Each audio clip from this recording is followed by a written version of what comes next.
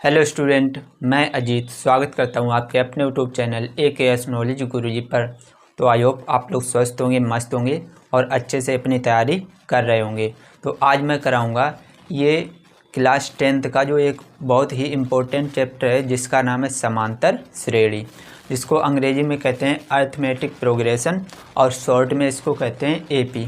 ठीक है, तो इस वीडियो में शुरू कर रहा हूँ ये समांतर श्रेणी। इससे पहले की जो 2 वीडियो हैं उसका लिंक आपको नीचे डिस्क्रिप्शन में मिल जाएगा, वहाँ पर जाकर आप वो 2 वीडियो देख सकते हैं, या फिर यहाँ आई बटन पे एक लिंक आ रहा होगा, यहाँ पर जाकर आप हमारी सारी वीडियो देख सकते हैं।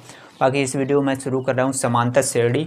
आइए पहले कुछ इसके बारे में समझते हैं, फिर इसको हम लोग प्रश्नावली के क्वेश्चन को हल करेंगे। ठीक है, तो चैप्टर का नाम है समांतर श्रेणी। ये क्लास 10th का 5वां चैप्टर है।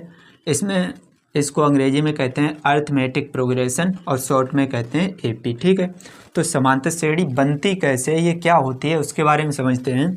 तो समांतर श्रेणी में हमने क्या लिखा है, ऐसी श्रेणी जिसमें प्रत्येक पद पूर्व पद में कोई नियत संख्या जोड़ने या घटाने से प्राप्त होती है, समांतर श्रेणी कहलाती है। ठीक है, और ये जो नियत संख्या जोड़ते या घटाते हैं, इस नियत संख्या को हम लोग सर्वांतर कहते हैं, और इस सर्वांतर को हम लोग स्मॉल d से प्रदर्शित करते हैं, स्मॉल d से इसको लिखते हैं। ठीक है, तो हमने नीचे क्या लिखा है, माना A1 A2 A3 और डॉट डॉट डॉट समांतर श्रेणी में है, यानी जो पद हैं A1 A2 A3 ये हमने ये मान लिया कि ये समांतर श्रेणी में है।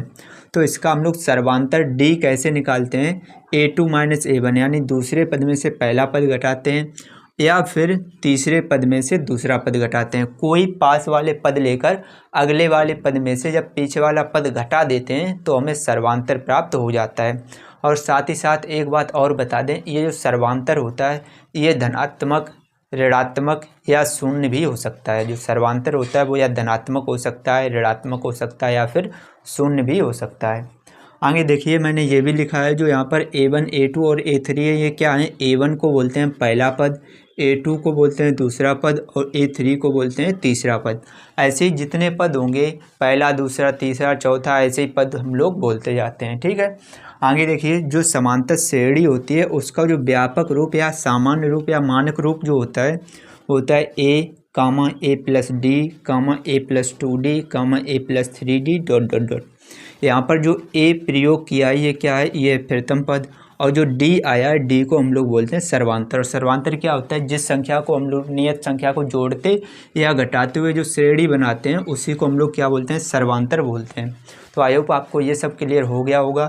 ये जो सूत्र है इसको आप याद रख लीजिए, लिख लीजिए। इसके बाद जो हमने श्रेणी का मानक रूप लिखवाया है या व्यापक रूप लिखवाया है इसको भी लिख लीजिए और याद कर लीजिए।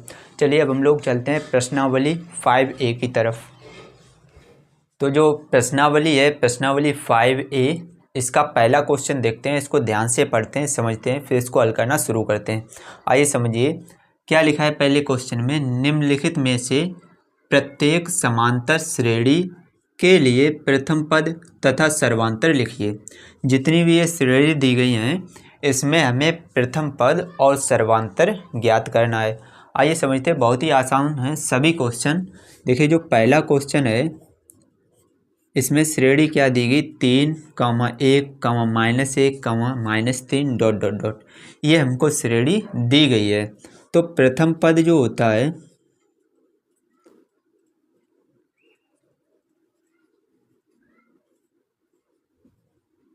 जिसको हम A से लिखते हैं, A बराबर श्रेणी जहाँ से शुरू होती है उसका जो पहला पद होता है उसी को हम लोग प्रथम पद बोलते हैं, और यहाँ पर प्रथम पद है 3।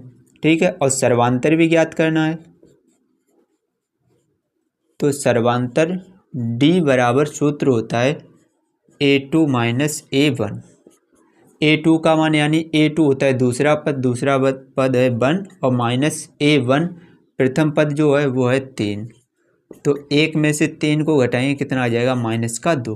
तो ये हो गया प्रथम पद, ये हो गया सर्वांतर। तो इन्हीं को हम क्या कर देंगे, आंसर। उसके बाद सेम ऐसे ही दूसरे क्वेश्चन को भी करेंगे। इसमें जो प्रथम पद है जिसको हम A से लिखते हैं, प्रथम पद इसमें पहला पद कितना है, -5, और जो सर्वांतर है उसको कैसे निकालते हैं, सर्वांतर डी बराबर सूत्र होता है A2 माइनस A1। A2 यानी दूसरा पद -1 और माइनस A1 यानी पहला पद -5। तो ये हो जाएगा -1 और माइनस माइनस प्लस के 5। तो 5 में से 1 घट जाएगा, कितने आ जाएंगे 4। तो इसमें सर्वांतर कितना आ गया 4 आ गया। सेम ऐसे ही इसका जो तीसरा क्वेश्चन है वो भी करेंगे और चौथा क्वेश्चन है ये भी करेंगे। आइए समझते हैं इसमें क्या है। पहला पद जो प्रथम पद A है, प्रथम पद इसमें कितना है 1/3 और सर्वांतर कैसे निकलता है A2 माइनस A1 यानी दूसरे पद में से पहला पद घटाएंगे तो आ जाएगा 5/3 माइनस 1/3। दोनों के हर समान है तो 5 में से ये घट जाएगा, तो 5 में से 1 घटाएंगे कितना आ जाएगा 4 और बट्टे 3। ये हो गया इसका सर्वांतर। ठीक है, सेम ऐसे इस क्वेश्चन को भी करेंगे। इसमें प्रथम पद जो है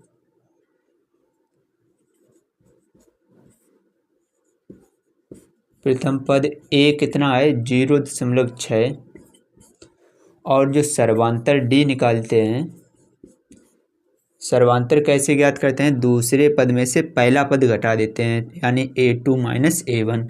तो 1.7 में से 0.6 को जब घटाएंगे तो कितना आ जाएगा 1.1। तो ये हो जाएगा इसका सर्वांतर। यही हो गए सभी क्वेश्चन, तो आप इसका स्क्रीनशॉट ले सकते हैं। उम्मीद करता हूँ ये क्वेश्चन आपको अच्छे से क्लियर हो गए होंगे। अगर वीडियो अच्छी लग रही हो तो लाइक कर दीजिए और चैनल पर पहली बार आए हो तो चैनल को भी सब्सक्राइब कर लीजिए। आपको क्लास 10th का पूरा कोर्स बिल्कुल फ्री ऑफ कॉस्ट मिलेगा। आप पूरा कोर्स अच्छे से तैयार कर सकते हैं। चलिए इसके बाद जो नेक्स्ट क्वेश्चन है उसको देखते हैं। नेक्स्ट क्वेश्चन नंबर 2, इसको भी ध्यान से पढ़ेंगे, समझेंगे, फिर इसको हल करना शुरू करेंगे। आइए इसको ध्यान से पढ़ते हैं। क्वेश्चन में क्या लिखा है, ये लिखा है निम्नलिखित में से कौन कौन समांतर श्रेणी है। यदि कोई समांतर श्रेणी है तो इसका सर्वांतर ज्ञात कीजिए और इसके 3 पद और लिखिए। पहले तो जो क्वेश्चन दिए गए उनको हमें ये चेक करना है कि ये समांतर श्रेणी है या नहीं है। अगर समांतर श्रेणी नहीं है तो बस हम वहाँ पर लिख देंगे ये समांतर श्रेणी नहीं है, उसके आगे कुछ भी हल नहीं करना है। अगर वह समांतर श्रेणी है तो उसका सर्वांतर भी ज्ञात करना है और उसके श्रेणी के जो है अगले 3 पद और लिखने भी हैं। ठीक है, तो आइए एक एक क्वेश्चन को ध्यान से समझते हैं। पहला क्वेश्चन क्या दिया गया 2, 4, 8, 16। ये एक श्रेणी दी गई, इसको हमें ये चेक करना है कि ये समांतर श्रेणी है या समांतर श्रेणी नहीं है। आइए ध्यान से इसको समझते हैं। देखिए जो D1 होता है, D1 यानी पहला जो हम सर्वांतर निकाल रहे हैं वो इन 2 पदों में निकालेंगे, फिर D2 इन दोनों पदों में, फिर D3 इन दोनों पदों में। अगर ये सर्वांतर सेम आ जाता है यानी समान आ जाता है तो ये समांतर श्रेणी हो जाएगी, और ये समान नहीं आता है तो समांतर श्रेणी नहीं होगी। तो ध्यान से समझिए D1 हम लोग कैसे निकालेंगे, दूसरे पद में से पहला पद घटाएंगे यानी कि 4 - 2 करेंगे, 4 में से 2 घटेगा कितना आ जाएगा 2। ऐसे ही D2 निकालेंगे। D2 कैसे निकालेंगे, तीसरे पद में से दूसरा पद घटाएंगे यानी 8 - 4, 8 में से 4 को घटाएंगे कितना आ जाएगा 4। ऐसे ही D3 हम लोग निकालेंगे, चौथे पद में से तीसरा पद घटाएंगे यानी 16 - 8 बराबर 16 में से 8 को घटाएंगे कितना आ जाएगा 8। अगर आप ध्यान से देखें तो जो D1, D2 और D3 है सभी के मान अलग अलग आए हैं, 2, 6, 2, 4 और 8 सभी के मान अलग हैं। तो ये लिखेंगे चूँकि D1 not equal to D2 not equal to D3, यानी जो D1 है वो बराबर नहीं है D2 के और D2 बराबर नहीं है D3 के। एक भी सर्वांतर आपस में बराबर नहीं आया है, और जब सर्वांतर बराबर नहीं आया है तो इसको हम समांतर श्रेणी नहीं कहेंगे।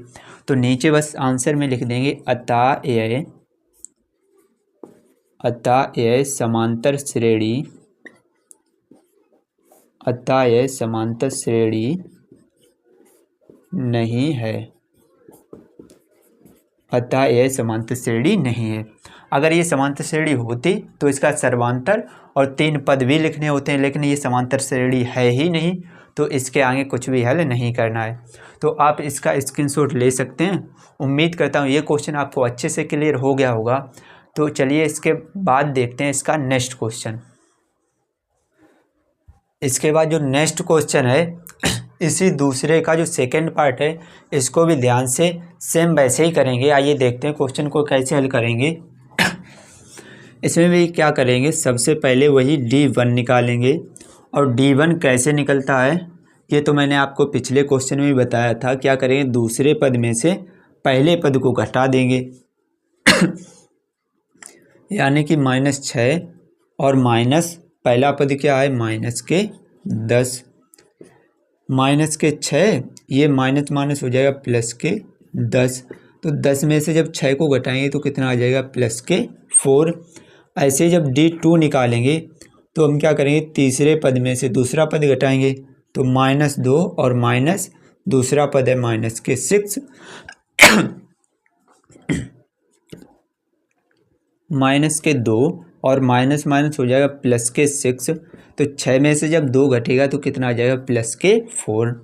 ऐसे जब हम लोग D3 निकालेंगे यानी कि 2 में से -2 घटाएंगे तो 2 माइनस के 2 तो बराबर 2 और ये माइनस माइनस प्लस के हो जाएंगे 2 और 2 जोड़ेंगे कितना आ जाएगा 4। तो इसमें हम देख रहे हैं जो सर्वांतर D1, D2, D3 ये सब आपस में कैसे है, बराबर आ गए 4 4 4। तो लिख देंगे चूंकि सर्वांतर D1 बराबर है D2 बराबर है D3 और ये सभी आपस में 4 के बराबर हैं। अगर ये सर्वांतर बराबर है तो इसको हम ये लिख सकते हैं कि ये समांतर श्रेणी है। तो नीचे लिख देंगे अतः यह समांतर श्रेणी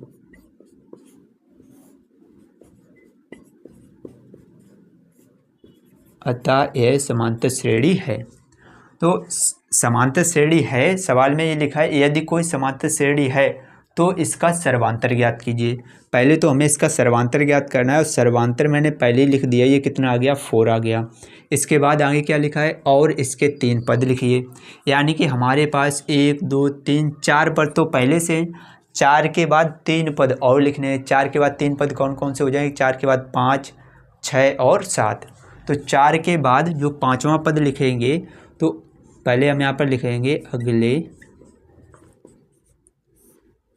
3 पद। अगले 3 पद कौन कौन से हो जाएंगे, यानी कि 4 पद तो हमें दिए गए, तो इसके बाद का जो पद होगा वो 5वां पद होगा। तो उसको हम लिख रहे हैं A5। जो 5वां पद होगा उसको हम कैसे निकालेंगे, जो चौथा पद है 2 उसमें सर्वांतर जब हम जोड़ देंगे तो हमें 5वां पद ज्ञात हो जाएगा। तो 2 + 4 करेंगे कितना आ जाएगा 6। ये हो गया 5वां पद। जब छठा पद निकालेंगे A6 तो 5वें पद में यानी 6 में सर्वांतर जोड़ देंगे 4 तो कितना आ जाएगा 10। और जब हम 7वां पद निकालेंगे तो छठे पद में 10 में सर्वांतर 4 जोड़ देंगे कितना आ जाएगा 14। तो इन्हीं तीनों को हम कर देंगे आंसर। ये हमारा सर्वांतर हो गया 4। ये अगले 3 पद हो गए 6 10 और 14। तो आप इसका स्क्रीनशॉट ले सकते हैं। उम्मीद करता हूँ ये क्वेश्चन भी आपको अच्छे से क्लियर हो गया होगा। अगर वीडियो अच्छी लग रही हो तो लाइक कर दीजिए, चैनल पर पहली बार आए तो उसको भी सब्सक्राइब कर लीजिए। चलिए इसके बाद जो नेक्स्ट क्वेश्चन है उसको देखते हैं। नेक्स्ट क्वेश्चन नंबर 2 का जो थर्ड पार्ट है इसको भी सेम उसी प्रकार करेंगे। आप खुद से भी ट्राई कर सकते हैं। बाकी मेरा काम क्या है, आपको सारे क्वेश्चन करवाना।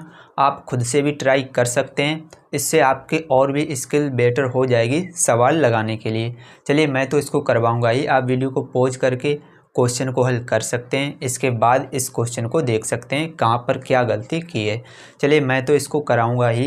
यहाँ पर समझिए जो श्रेणी दी गई है वो कितनी है 3, 3 + √2, 3 + 2 √2, 3 + 3 √2।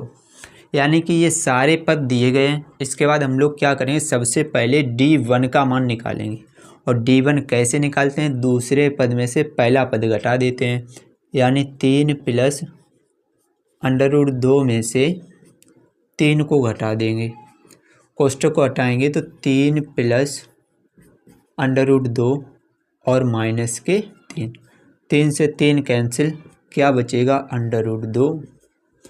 ठीक है, ऐसे ही जब D2 निकालेंगे तो D2 में हम क्या करेंगे, तीसरे पद में से दूसरा पद घटा देंगे, तो 3 प्लस 2 √2 में से घटा देंगे 3 प्लस √2। कोष्टक को जब हटाएंगे तो 3 प्लस 2 √2 को तो ऐसे ही लिख लेंगे, इस कोष्टक के बाहर माइनस चिन्ह है तो इसका माइनस में गुणा हुआ तो माइनस के 3 और माइनस प्लस माइनस के √2, ये -3 और +3 तो कैंसिल हो गए, 2 √2 में से 1 √2 घट जाएगा तो क्या बचेगा 1 √2। ठीक है, ऐसे ही जब हम लोग D3 निकालेंगे यानी चौथे पद में से तीसरा पद घटाएंगे तो 3 प्लस 3 √2 में से हम लोग घटा देंगे 3 प्लस 2 √2। कोष्टक को हटाएंगे तो इस वाले को तो ऐसे ही लिख लेंगे 3 प्लस 3 √2 और ये माइनस का चिन्ह है तो माइनस के 3 और माइनस प्लस माइनस के 2 √2, ये प्लस के 3 माइनस के 3 कैंसिल हो गए, 3 √2 में से 2 √2 घटेगा तो बचेगा √2। अगर आप ध्यान से देखें तो सर्वांतर D1, D2, D3 सभी के मान बराबर आए, √2 और √2। तो यहाँ पर लिख देंगे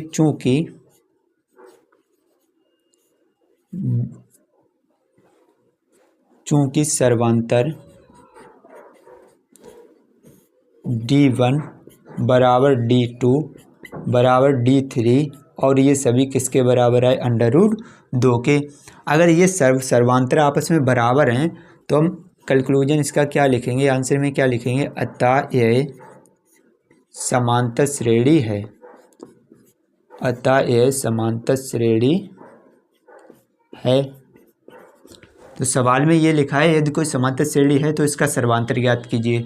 समांतर श्रेणी है तो हमने सर्वांतर ज्ञात कर लिया, कितना आ गया √2 और इसके अगले 3 पद भी लिखिए। तो अगले 3 पद और लिखने हैं हमको, तो यहाँ पर लिखेंगे अगले 3 पद। तो हमको श्रेणी में 1 2 3 4 पद दिए हैं, अगला पद क्या हो जाएगा 5वां यानी A5। और 5वां पद कैसे निकालते हैं, चौथे पद में सर्वांतर जोड़ेंगे 5वां पद आ जाएगा। चौथा पद है 3 प्लस 3 √2 और इसमें सर्वांतर √2 जोड़ देंगे तो आ जाएगा 3 प्लस 2, 3 √2 में 1 √2 जोड़ेंगे हो जाएगा 4 √2। ऐसे ही जब हम छठा पद निकालेंगे तो 5वें पद में फिर से सर्वांतर जोड़ेंगे तो 3 प्लस 4 √2 में √2 और जोड़ेंगे तो कितना आ जाएगा 3 प्लस 5 √2। ऐसे ही एक पद और यानी कि 7वां पद जब निकालेंगे तो छठे पद में और सर्वांतर यानी √2 जोड़ देंगे तो 3 प्लस 5 √2 में √2 और जोड़ देंगे तो हो जाएगा 3 प्लस 6 √2। तो ये तीनों पद निकल के आ गए, इसी को हम कर देंगे आंसर। ये हो गया हमारा सर्वांतर। तो आप इसका स्क्रीनशॉट ले सकते हैं। उम्मीद करता हूँ ये क्वेश्चन भी आपको अच्छे से क्लियर हो गया होगा। अगर वीडियो अच्छी लगी हो तो लाइक कर दीजिए, चैनल पर पहली बार आए हो तो चैनल को भी सब्सक्राइब कर लीजिए। चलिए मैं मिलता हूँ आपको नेक्स्ट वीडियो में नेक्स्ट बचे हुए सवालों के साथ। तब तक के लिए जय हिंद, जय भारत, जय माता दी।